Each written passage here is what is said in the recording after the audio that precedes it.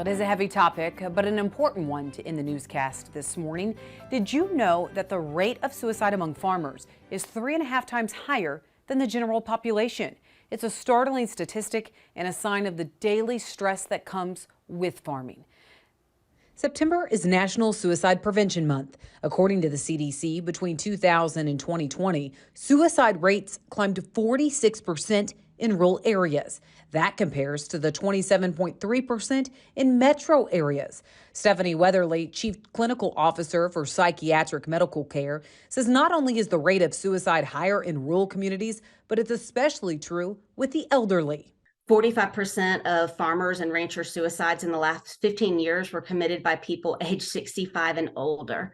So it just really hits home the risk that we have to the elders in our community, that not only do they have the higher risk just because of their profession, but they also have a higher risk with their age. So those compounded together can be a really high risk for people in your communities. Psychiatric Medical Care is a company that provides mental health services specifically to rural communities. They're in 130 rural hospitals today.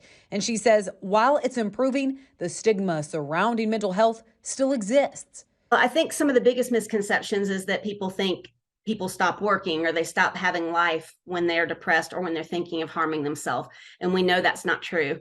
A lot of times the community around this person is surprised when the person's life has ended. So we have to be looking at subtle clues. So what are some of those subtle clues? Well, she says sometimes it can be an increase in short-term or chronic illnesses, changes in a person's daily or weekly routine, or even someone having more accidents on the farm. Weatherly says if you notice any of these, say something, because having those conversations can help. We know that 80% of people who suffer from depression can go into total remission. So in other words, if you are struggling with depression, you can get better. You can get better. You just need to get the help that you need. And don't forget, if you are needing to talk to someone, you can call or text the suicide hotline. That number is 988.